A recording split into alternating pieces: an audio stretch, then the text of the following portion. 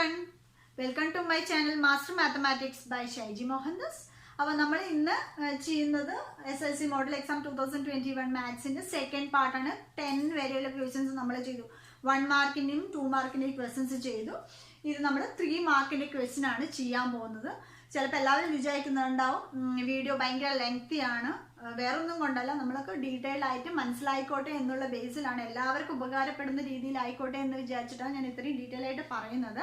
അപ്പോൾ ചിലപ്പോൾ ലെങ്തി ആവാം, പക്ഷെ നിങ്ങൾ ഇതിലെ ഈ മോഡൽ എക്സാമിന് വന്ന ടൈപ്പ് ക്വസ്റ്റ്യൻസ് ഇനി വന്നു കഴിഞ്ഞാൽ നിങ്ങൾ ഒരു മാർക്ക് മിസ് ചെയ്ത് എന്നുള്ളത് കൊണ്ടാണ് ഞാൻ ഇങ്ങനെ ഒരു വീഡിയോ എടുക്കുന്നത്, കുറച്ച് ഡീറ്റെയിൽ ആയിട്ട്. ഓക്കെ, അപ്പോൾ അതിൻ്റെ കോൺസെപ്റ്റും കാര്യങ്ങളൊക്കെ, അപ്പോൾ ഒരു ക്വസ്റ്റ്യൻ എടുത്തു കഴിഞ്ഞാൽ അതിൻ്റെ കോൺസെപ്റ്റ് ബേസ് ചെയ്ത് എങ്ങനെയുള്ള ക്വസ്റ്റ്യൻസ് ഇതുപോലെ വരാം എന്നുള്ളതെല്ലാം പറഞ്ഞിട്ടാണ് ഞാൻ ഈ വീഡിയോ ചെയ്യുന്നത്. അപ്പോൾ കുറച്ച് ലെങ്തി ആയിരിക്കാം ചിലപ്പോൾ.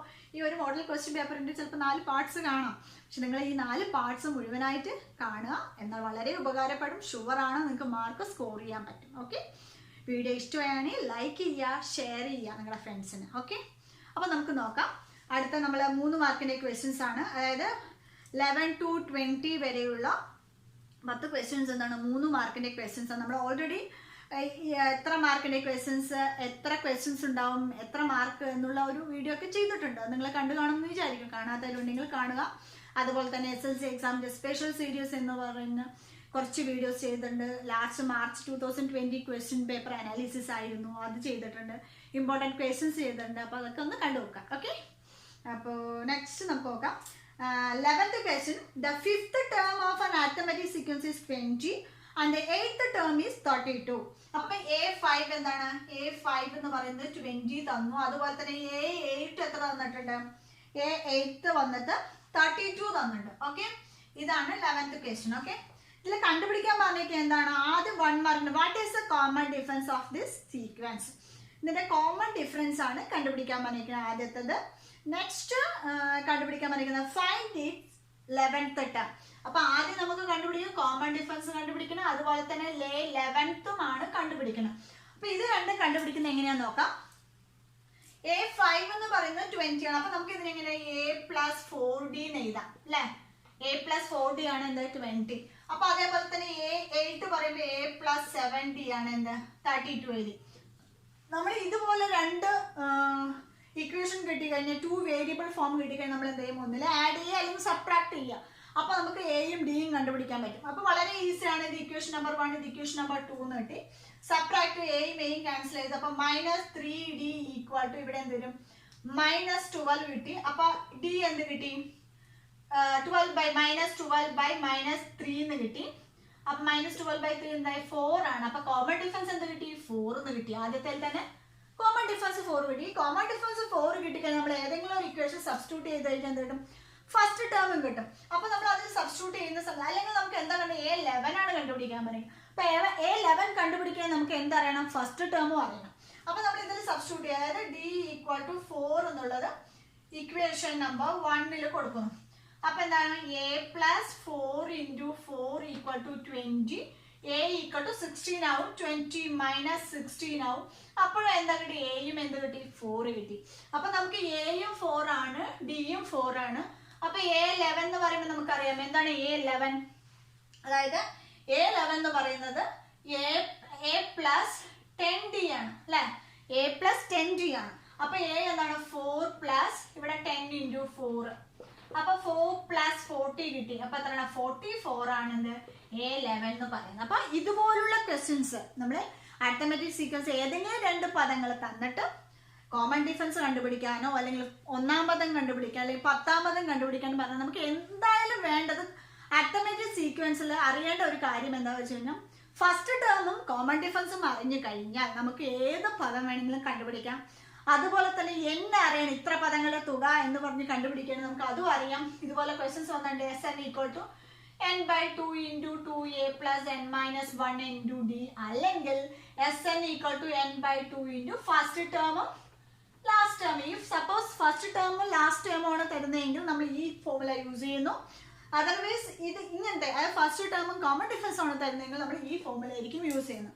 അപ്പോൾ ഈ അരിത്തമെറ്റിക് സീക്വൻസിൽ വളരെ സിമ്പിൾ ആയിട്ടുള്ള കുറച്ച് കോൺസെപ്റ്റ്സ് വളരെ നിങ്ങൾക്ക് പഠിക്കാനുള്ളൂ. First term common difference, nth term കാണാനുള്ള ഫോർമുല, അതുപോലെ തന്നെ സം ഓഫ് ദ ടേംസ് കണ്ടുപിടിക്കാനുള്ള ഫോർമുല. ഇത്രയും 4 നിങ്ങൾക്ക് അറിയാമെങ്കിൽ അരിത്തമെറ്റിക് സീക്വൻസിന്റെ ഫുൾ മാർക്ക് നിങ്ങൾക്ക് സ്കോർ ചെയ്യാൻ പറ്റും. ഓക്കെ, അപ്പൊ നിങ്ങൾക്ക് 11th ക്വസ്റ്റ്യൻ മനസ്സിലായെന്ന് വിചാരിക്കും. നമുക്ക് 12th ക്വസ്റ്റ്യനിലേക്ക് പോവാം. 12th question x is an actual number.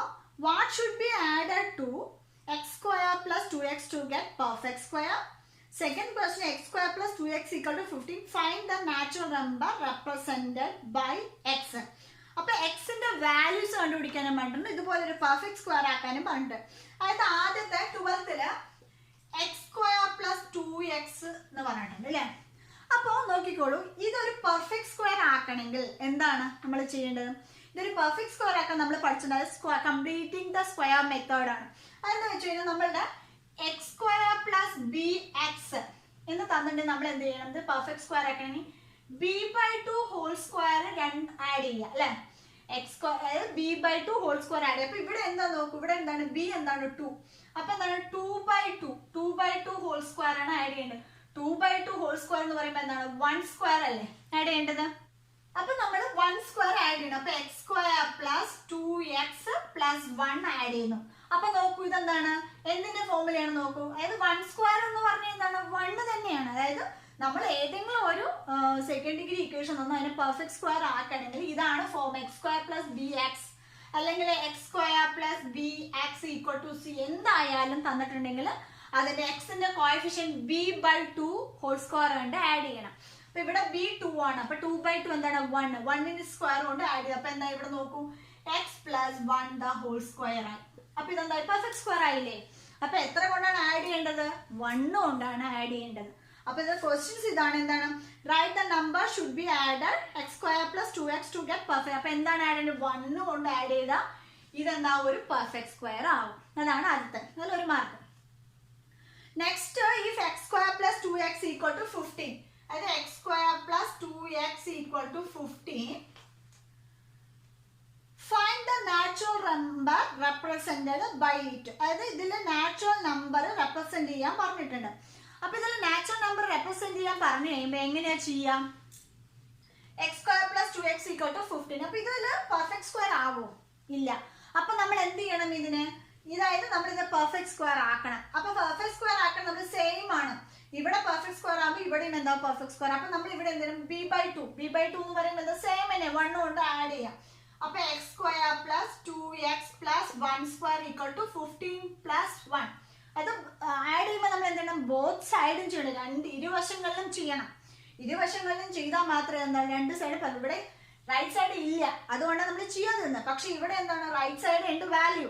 അപ്പൊ നിങ്ങൾ ആഡ് ചെയ്യുന്ന സമയത്ത് ഒരു ഇക്വേഷനെ, അതായത് ഏതൊരു ഇക്വേഷനെയും നമ്മൾ രണ്ട് സൈഡും ചെയ്യുന്ന സമയത്ത് രണ്ട് സൈഡ് ആഡ് ചെയ്യുകയാണെങ്കിലും സബ്ട്രാക്ട് ചെയ്യുകയാണെങ്കിലും എന്ത് ചെയ്യുകയാണെങ്കിൽ രണ്ട് സൈഡും ചെയ്ത് ചെയ്താൽ മാത്രമേ ആ ഇക്വേഷൻ ഒരു ചേഞ്ചും ഇല്ലാതിരിക്കുള്ളൂ. അല്ലെങ്കിൽ ആൻസർ എന്താവും? തെറ്റും. അപ്പൊ നമ്മൾ രണ്ട് സൈഡും ആഡ് ചെയ്തു. അപ്പൊ എന്തായി നോക്കൂ, x square plus 2x plus 1 whole square എന്നുള്ളത് എന്തായി നമുക്കിവിടെ എക്സ് പ്ലസ് 1 ഹോൾ സ്ക്വയർ ആയി. ഇവിടെ 15 പ്ലസ് 16 ആയി. അപ്പൊ നോക്കൂ, എക്സ് പ്ലസ് 1 എന്നുള്ള എന്താണ് ഈ സ്ക്വയർ അങ്ങോട്ട് പോകുമ്പോൾ എന്താ സ്ക്വയർ റൂട്ട് ഓഫ് 16 കിട്ടി. അതായത് സ്ക്വയർ റൂട്ട് എടുക്കുമ്പോൾ നമ്മൾ എപ്പോൾ എന്താണ് പ്ലസ് ഓർ മൈനസ് 4 കിട്ടി. അപ്പൊ x plus 1 equal to plus or minus 4 ആണ്. അപ്പൊ നമ്മൾ എന്ത് ചെയ്യും? X is equal to 4 minus 1 അല്ലെങ്കിൽ x is equal to minus 4 minus 1. അപ്പൊ എക്സിന്റെ വാല്യൂസ് എന്താ? X equal to 3 or x equal to minus 5 ആയി. പക്ഷെ ഇതിൽ നാച്ചുറൽ നമ്പേഴ്സ് എണ്ണൽ സംഖ്യയാണ് ചോദിച്ചിരിക്കുന്നത്. അതായത് എക്സിന്റെ നാച്ചുറൽ നമ്പേഴ്സ് ഏതാണെന്ന് ചോദിച്ചാൽ എണ്ണൽ സംഖ്യ എന്ന് പറയുമ്പോൾ ഏതാണ്? എക്സ് ഈക്വൽ ടു 3 ആണ് ഇതിന്റെ ആൻസർ. അപ്പൊ ഇത് വളരെ ഈസിയാണ്. ഏതെങ്കിലും ഒരു സെക്കൻഡ് ഡിഗ്രി ഇക്വേഷൻ തന്നു കഴിഞ്ഞാൽ അതിനെ പെർഫെക്റ്റ് സ്ക്വയർ ആക്കണമെങ്കിൽ എന്താ ചെയ്യാം? എക്സിന്റെ കോഎഫിഷ്യന്റ് ഹാഫിന്റെ സ്ക്വയർ, അതായത് b/2 ഹോൾ സ്ക്വയർ കൊണ്ട് രണ്ട് സൈഡും ആഡ് ചെയ്യാം. അപ്പൊ എന്താ പെർഫെക്റ്റ് സ്ക്വയർ കിട്ടും. അതിൽ നിന്നിട്ട് നമുക്ക് എന്ത് കണ്ടുപിടിക്കാൻ പറ്റും? എക്സിന്റെ വാല്യൂ സൊല്യൂഷൻ കണ്ടുപിടിക്കാൻ പറ്റും. അപ്പൊ വളരെ ഈസി ആയിട്ട് എക്സ് നാച്ചുറൽ നമ്പർ ആണെന്ന് പറഞ്ഞിട്ടുണ്ട്, അതുകൊണ്ടാണ് നമ്മൾ ഇത് എടുക്കാതിരുന്നത്. അപ്പൊ ഇതാണ് എക്സിന്റെ വാല്യൂ 3 ആണ് ഇതിന്റെ ആൻസർ. ഓക്കെ, അപ്പൊ 12th കഴിഞ്ഞ് നെക്സ്റ്റ് 13th എന്താ നോക്കാം. ഓക്കെ, അതായത് ക്വസ്റ്റ്യൻസ് ഞാൻ എന്തുകൊണ്ട് അവിടെ എഴുതാത്ത വെച്ചാൽ എല്ലാവരുടെയും ഈ ക്വസ്റ്റ്യൻസ് ഉണ്ടാവും. അപ്പൊ അത് എഴുതി സമയം കളയേണ്ട എന്ന് വെച്ചിട്ടാണ് ഞാൻ എഴുതാത്തത്. ഓക്കെ, 13th ക്വസ്റ്റിലേക്ക് പോകാം. അപ്പൊ 13th ക്വസ്റ്റ്യൻസ് കൺസ്ട്രക്ഷൻ ആണ്. അപ്പൊ കൺസ്ട്രക്ഷൻ എല്ലാം ഞാൻ ഒരു വീഡിയോ ആയിട്ട് തരാം. കൺസ്ട്രക്ഷൻസ് മാത്രമായിട്ട് ഒരു വീഡിയോ നെക്സ്റ്റ് വീഡിയോ ഇതിൽ ഇൻക്ലൂഡ് ചെയ്യിക്കുന്നില്ല. അത് വേറെ പാർട്ടായിട്ട് കൺസ്ട്രക്ഷൻസ് മൊത്തം ഈ ക്വസ്റ്റ്യൻ പേപ്പറിലെ കൺസ്ട്രക്ഷൻ മാത്രം ഒരു വീഡിയോ ആയിട്ട് തരുന്നതായിരിക്കും. ഓക്കെ, അപ്പം നമുക്ക് 14th ക്വസ്റ്റ്യൻ നോക്കാം. ഈ 14th ക്വസ്റ്റ്യൻ എന്താ നോക്കും. The chords AB and CD intersect at P. AB equal to 17, PA equal to 19, PD equal to 12 cm. What is the length of PB? Find the length of PC. വളരെ easy ആണ്. അത് focus പോയിന്റിൽ ഞാൻ പറഞ്ഞിട്ട് പ്രത്യേകം PA into PB equal to PC into PD എന്നുള്ള form പഠിച്ചു വെക്കണം പ്രത്യേകമുണ്ട്. അത് ബേസ് ചെയ്യുന്ന ഒരു ക്വസ്റ്റ്യൻ ഷുവർ ആണ് സർക്കിൾ ചാപ്റ്റർ. ഇതാണ് തന്നിരിക്കുന്ന ഫിഗർ. 14th ക്വസ്റ്റ്യനിലെ ഫിഗർ വന്നിരിക്കുന്നത്. അതായത് AB chord AB and chord CD intersecting at the point P, and PD is 12, PD is 12 and AB is 17. PA അപ്പൊ AB 17 ആകുമ്പോൾ ഇവിടെ AB equal to 17 തന്നിട്ടുണ്ട് അല്ലേ. AB 17 ആവുന്ന സമയത്ത് ഇവിടെ AP എന്താ 9 ആണ്. അപ്പൊ PB എന്തായിരിക്കും? അപ്പൊ PB equal to AB minus AP, which is nothing but here 17 minus 9 is equal to 8. That is the length of PB. അപ്പൊ PB കിട്ടിയില്ലേ? PB എത്രയാണ്? 8 കിട്ടി. സെക്കൻഡ് നമ്മൾ കണ്ടുപിടിക്കാൻ പറഞ്ഞ find the length of PC. അപ്പൊ PC കണ്ടുപിടിക്കാൻ പറഞ്ഞ ഇതെന്താണ്? രണ്ട് കോഡ്സ് തമ്മിൽ ഇന്റർസെക്ടിങ് ആയിട്ട് പോയിന്റ് പറയുമ്പോൾ നമുക്ക് അറിയാവുന്ന PA into PB is equal to PC into PD. ഇതാണ് ഫോർമുല. ഇത് മോസ്റ്റ് ഇമ്പോർട്ടന്റ് ആണ്. ഇതുപോലെ ഒരു ക്വസ്റ്റ്യൻ ഷുവർ ആണ്. ഇത് വാല്യൂസ് ഡിഫറെന്റ് ആയിരിക്കും, പക്ഷെ ഇതുപോലുള്ള ഒരു ക്വസ്റ്റ്യൻ ഇമ്പോർട്ടന്റ് ആണ്. ലാസ്റ്റ് ഇയർ ഇതുപോലത്തെ ക്വസ്റ്റ്യൻ ചോദിച്ചിട്ടുണ്ട്, ഞാൻ വർക്ക്ഔട്ട് ചെയ്തിട്ടുണ്ട്. അപ്പോൾ അത് കാണാത്തവരാണെങ്കിൽ കാണുക. സർക്കിൾസിന്റെ SLC സ്പെഷ്യൽ സീരീസിൽ കൊടുത്തിട്ടുണ്ട്. അത് PA into PB ഫോക്കസ് ഏരിയയിലും ഇത് മെൻഷൻ ചെയ്തിട്ടുണ്ട്. അപ്പോൾ ഇതുപോലുള്ള ക്വസ്റ്റ്യൻസ് വന്നാൽ ഷുവർ ആയിട്ട് നിങ്ങൾ ചെയ്യാം. മറക്കരുത്, 3 മാർക്കിന്റെ ക്വസ്റ്റ്യൻ ആണ്, വെരി ഈസി ആണ്. അപ്പോൾ PA into PB equal to PC into PD. അത് പഠിച്ചെടുത്താൽ മതി. അത് AB and CD are the 2 points intersecting at the point P. Then PA into PB equal to PC into PD. ഇവിടെ നമുക്ക് അറിയാം PA എത്രയാണ് നോക്കൂ. PA എത്രയാണ്? 9. 9 into PB എത്രയാണ്? 8 equal to PC നമുക്ക് കണ്ടുപിടിക്കണം. So PC into PD എത്രയാണ്? 12. So therefore PC equal to 9 into 8 divided by 12 അല്ലേ. അപ്പൊ നമ്മളേക്കാം ഇവിടെ 2 4s are 8, 3 3 3s are 9. അപ്പൊ എന്താണ്? 6 സെന്റിമീറ്റർ ആണ് എന്തിന്റെ ആൻസർ. PCയുടെ ലെങ്ത് എത്രയാണ്? 6 സെന്റിമീറ്റർ. വളരെ ഇമ്പോർട്ടന്റ് ആയിട്ടുള്ള ഒരു ക്വസ്റ്റ്യൻ ആണ്. ഇതുപോലത്തെ ഒരു ക്വസ്റ്റ്യൻ ഷുവർ ആണ്, 3 മാർക്കാണ്. അപ്പൊ നിങ്ങൾ എല്ലാവരും ഇതുപോലുള്ള ക്വസ്റ്റ്യൻസ് പ്രാക്ടീസ് ചെയ്യാം. ഇതിൽ 2 കണ്ടീഷനേ ഉള്ളൂ. If AB and CD are the 2 chords intersecting at the point P, then PA into PB equal to PC into PD. അപ്പൊ അതിലൊരു ടോട്ടൽ ലെങ്ത് വന്നു കഴിഞ്ഞാൽ അതിൽ പാർട്സ് ലെങ്ത് കണ്ടുപിടിക്കുക വളരെ ഈസിയാണ്. പിന്നെ ഈ ഇക്വേഷൻ സബ്സ്റ്റിറ്റ്യൂട്ട് ചെയ്ത് കഴിഞ്ഞാൽ ഈസി ആയിട്ട് കണ്ടുപിടിക്കാൻ പറ്റും. ഓക്കെ, നെക്സ്റ്റ് നമുക്ക് 15th ക്വസ്റ്റ്യൻസിലേക്ക് പോകാം. ഓക്കെ, 15th ക്വസ്റ്റ്യൻ ഇതാണ്. എന്താണ്? In A triangle ABC angle B is 90 degree and AB is 3 cm. cos A equal to 3/5 എന്ന് തന്നിട്ടുണ്ട്. cos A equal to 3/5. ഇതിൽ കണ്ടുപിടിക്കാനുള്ള ലെങ്ത് ഓഫ് AC കണ്ടുപിടിക്കാൻ പറഞ്ഞിട്ട് ലെങ്ത് ഓഫ് ACയും ഫസ്റ്റ് ക്വസ്റ്റ്യൻ. സെക്കൻഡ് ക്വസ്റ്റ്യൻ എന്താണ്? Find sine A. Find sine A. ഇത് രണ്ടുമാണ് കണ്ടുപിടിക്കാൻ പറഞ്ഞേക്കണം. ഓക്കെ, അപ്പൊ അതായത് cos A തന്നിട്ടുണ്ട്. cos A എന്ന് പറഞ്ഞാൽ 3/5 ആണ്. അപ്പൊ cos എന്ന് പറഞ്ഞാൽ ഒരു റൈറ്റ് ആംഗിൾ ട്രയാംഗിളിന്റെ cos എന്ന് പറയുമ്പോൾ ഇത് എന്താണ്? ഇത് 90 ഡിഗ്രി ആകുമ്പോൾ ഇതെന്താ? ഹൈപ്പോടെന്യൂസ് ആയി അല്ലേ. ഈ ആംഗിൾ cos A പറയുമ്പോൾ ഈ ആംഗിൾ ആണ്, ഇതാണ് തീറ്റ. ഓക്കെ, ഈ ആംഗിളെ ബേസ് ചെയ്തുകൊണ്ട് കോസ് എന്ന് പറയുമ്പോൾ എന്താ നമുക്കറിയാം? സൈൻ തീറ്റ എന്ന് പറയുമ്പോൾ ഓപ്പോസിറ്റ് സൈഡ് ബൈ ഹൈപ്പോടെന്യൂസ്. അതേപോലെ തന്നെ കോസ് തീറ്റ എന്ന് പറയുമ്പോൾ എന്താണ്? Adjacent side by the hypotenuse. അതായത് cos A equal to adjacent side by the hypotenuse. So here adjacent side എത്രയാന്ന് നോക്കൂ. adjacent side എന്ന് പറഞ്ഞാൽ 3 ആണ്. അപ്പൊ ഇവിടെ തന്നിരിക്കുന്നത് എത്ര? 3/5 എന്ന് തന്നിട്ടുണ്ട്. അപ്പൊ ഹൈപ്പോടെന്യൂസ് എത്രയായി ഫ്രം ദിസ്? അപ്പൊ ഹൈപ്പോടെന്യൂസ് എന്താണ്? 5 എന്ന് കിട്ടിയില്ലേ. അപ്പൊ 5 ആണെന്ന് കിട്ടി. അപ്പോൾ അഡ്ജസന്റ് സൈഡ് 3 കിട്ടി, ഹൈപ്പോടെന്യൂസ് 5 കിട്ടി. അപ്പൊ ACയുടെ ലെങ്ത് എത്ര കിട്ടി? ഇവിടെ എന്തായി? 5 സെന്റിമീറ്റർ എന്ന് കിട്ടി. വളരെ ഈസിയാണ്. അതായത് നിങ്ങൾക്ക് ഈ സൈൻ കോസിന്റെ റേഷ്യോസ് അറിഞ്ഞാൽ മതി. അത് ഓൾറെഡി ഞാൻ ചെയ്തിട്ട് വളരെ എളുപ്പത്തിൽ പഠിക്കാൻ പറ്റുന്ന കുറേ വീഡിയോസ് ചെയ്തിട്ടുണ്ട് സൈൻ കോസ് റിലേറ്റഡ്. അപ്പൊ അതൊന്ന് നോക്കാം. നെക്സ്റ്റ് കോസ് ഈക്വൽ ടു 3/5 ആണ്. അപ്പൊ അടുത്ത സൈൻ എ കണ്ടുപിടിക്കാൻ പറ്റും. അപ്പൊ സൈൻ എ എന്ന് പറയുമ്പോൾ എന്താണ്? What is sine A? Sine A equal to the opposite side by the hypotenuse. അപ്പൊ നമുക്ക് എന്ത് കണ്ടുപിടിക്കണം? ഓപ്പോസിറ്റ് സൈഡ് ഉണ്ട്. What is opposite side? എയുടെ ഓപ്പോസിറ്റ് സൈഡ് വരുമ്പോൾ നമുക്ക് ബി സി കണ്ടുപിടിക്കണം. ബി സി നമുക്ക് അറിയില്ല. അപ്പൊ ഇത് റൈറ്റ് ആംഗിൾ ട്രയാങ്കിൾ ആണ്. അപ്പൊ നമ്മളിവിടെ എന്താ യൂസ് ചെയ്യുന്നുണ്ട്? Pythagoras theorem. എന്താണ് പൈതഗോറസ് തിയറം? പൈതഗോറസ് തിയറം വളരെ ഈസിയാണ്. ചെറിയ ക്ലാസ് മുതൽ നമ്മൾ പഠിച്ചുകൊണ്ട് വരുന്നതാണ്. എന്താണ് പൈതഗോറസ് തിയറം? അതായത് hypotenuse square is equal to sum of squares of other two sides അല്ലേ? അതായത് ഹൈപ്പോട്ടന്യൂസ് എന്ന് പറഞ്ഞാൽ A C square is equal to A B square plus B C square. ഇതാണ് നമ്മുടെ പൈതഗോറസ് തിയറം എന്ന് പറയുന്നത്. നിങ്ങൾക്ക് ഒന്നും നോക്കാനുള്ള ഹൈപ്പോട്ടന്യൂസ് ഏറ്റവും നീളം കൂടിയ സൈഡാണ്. ഓക്കെ, അതായത് നീളം കൂടിയ സൈഡ് എന്ന് പറയുമ്പോൾ അതിന്റെ സ്ക്വയർ എന്ന് പറഞ്ഞാൽ ഇത് രണ്ടും കൂടെ സ്ക്വയർ ചെയ്ത് ആഡ് ചെയ്യുന്നതാണ്. അപ്പൊ വളരെ ഈസിയാണ്. ഇവിടെ നമുക്ക് എ സി തന്നെ. അപ്പൊ നമുക്ക് ബി സി കണ്ടുപിടിക്കാൻ എന്താണ്? B C square is equal to, ഇത് നേരെ തിരിയും, A C square minus A B square. അപ്പൊ B C square is equal to B C square is equal to A C square minus A B square. What is A C square? A C എത്ര? 5 square minus 3 square 25 minus 9 that is equal to 16. So B C square ആണ് നമുക്ക് 16. അപ്പൊ B C എന്താ? Square root of 16 എന്താ? 4 ആണ് answer. അപ്പൊ നമ്മുടെ opposite side എന്ത് കിട്ടി? ബി സി 4 കിട്ടി അല്ലെ? അപ്പൊ നമുക്ക് കണ്ടുപിടിക്കാൻ പറഞ്ഞിരിക്കുന്നത് സൈൻ എ ആണ്. Based on sine A, opposite side by the adjacent hypotenuse. So what is opposite side? 4. So 4 by hypotenuse is 5. So 4 by 5 ആണ് എന്താ?